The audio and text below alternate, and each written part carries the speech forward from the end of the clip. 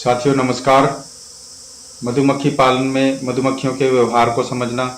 सदा से ही बहुत मुश्किल काम रहा है और ना केवल पहले ही मुश्किल था, आज भी मुश्किल है। बहुत सारी जो गतिविधियां हैं मधुमक्खियों की, उनको समझ पाना बहुत ही मुश्किल काम होता है, लेकिन फिर भी हम कोशिश करेंगे कि मधुमक्खियों के व्यवहार को समझा जाए और किस स्थिति में क्या हमें करना है उसको हम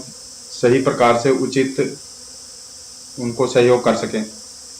तो साथियों, जिन साथियों ने हमारे चैनल को सब्सक्राइब नहीं किया वो साथी हमारे चैनल को सब्सक्राइब कर लें, साथ ही बेल आइकन को भी प्रेस कर दें ताकि आने वाले सभी वीडियोस की नोटिफिकेशन आपको आसानी से उपलब्ध हो सके। तो साथियों, जैसा कि आप सब वीडियो में देख रहे हो, आज हम आपको मधुमक्खियों के जो एंट्रेंस गेट पे होने वाली जो गतिविधियां हैं उनके बारे में आपको थोड़ा सा बताएंगे, जानकारी देंगे। साथियों, इस प्रकार की जिस प्रकार से आप देख रहे हो मधुमक्खियां एक साथ जब अपने बॉक्स के चारों तरफ या एंट्रेंस गेट के पास बहुत ज़्यादा मात्रा में एक साथ उड़ने लगती हैं, तो उसके बहुत सारे कारण हो सकते हैं, लेकिन हम कुछ कारणों की अगर बात करें तो उसमें एक जैसे रोबिंग के समय लगभग इस प्रकार की जो घटना है देखने को मिलती है। साथियों, रोबिंग के अलावा इसमें जब स्वार्मिंग का टाइम होता है तब भी स्वार्म होने के समय लगभग इस प्रकार की गतिविधि होती है, जिसमें एंट्रेंस गेट के सामने बहुत सारी मधुमक्खियां जो हैं वो अपनी एक्टिविटी करती हैं। तो साथियों, इस प्रकार से मधुमक्खियों के जो व्यवहार है उसको समझना और उसको सही समय पे सही देखभाल देना और सही हेल्प करना मधुमक्खियों की, यही हमारा मेन उद्देश्य होता है। तो साथियों, मधुमक्खियां जो हैं इस प्रकार की जो एक्टिविटी करती हैं, जिस प्रकार से अभी जो एक्टिविटी है वो ना तो स्वार्मिंग की एक्टिविटी है साथियों और ना ही रोबिंग की एक्टिविटी है।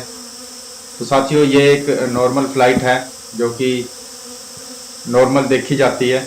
हर बी कीपर को नॉर्मली पता होता है कि इस प्रकार से कई बार मधुमक्खियां जो हैं अपने एंट्रेंस गेट के सामने बहुत तेज़ी से गतिविधि करती हैं। तो साथियों, ये एक नॉर्मल एक्टिविटी होती है जिसमें नई जो मधुमक्खियां होती हैं जब अपना घर छोड़ने लगती हैं और बाहर जो है भोजन की तलाश में जाती हैं, तो वो अपने जो एंट्रेंस है या बॉक्स की जो स्थिति है एग्जैक्ट, उसको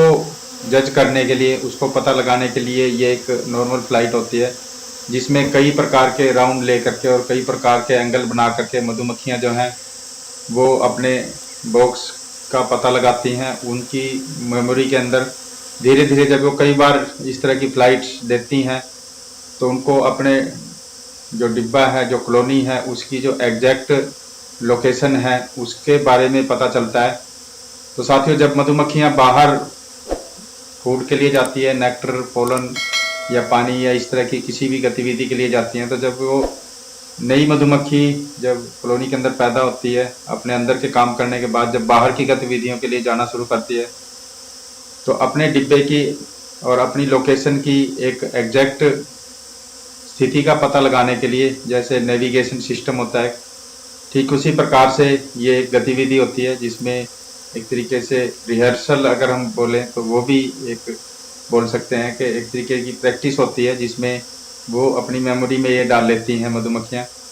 क्योंकि वो रास्ते को अपने पहचानती हैं। और इस स्थिति में आने के बाद जो मधुमक्खियाँ हैं वो कभी भी जब बाहर जाती हैं तो अपने एंट्रेंस में दोबारा पहुँचने के लिए उनको जो गलतफहमी नहीं होती, वो एग्जैक्ट लोकेशन पे आती हैं।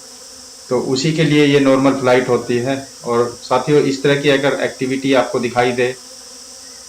जिसमें बहुत सारी मधुमक्खियां एक साथ आवाज़ करती हुई आपके बॉक्स के चारों तरफ एंट्रेंस गेट के आसपास इस तरह की एक्टिविटी दिखाई दे, तो ये एक नॉर्मल एक्टिविटी है साथियों। इससे घबराने की ज़रूरत नहीं है, ये एक अच्छी स्थिति मानी जाती है। जब कॉलोनी जो अच्छी स्थिति में होती है तभी इस तरह की जो घटनाएं हैं, इस तरह की जो चीज़ है जो आप देख रहे हो वीडियो के अंदर, ये तभी होती है। तो साथियों, इस स्थिति से हमें डरना नहीं है और इस स्थिति में जब भी आना है तो आप सब ने एक नॉर्मल रहना है। तो साथियों, ये थी आज की जानकारी और आगे की जानकारी के लिए हमारे चैनल को सब्सक्राइब कर लें। साथियों, वीडियो देखने के लिए बहुत बहुत धन्यवाद। Thank you very much.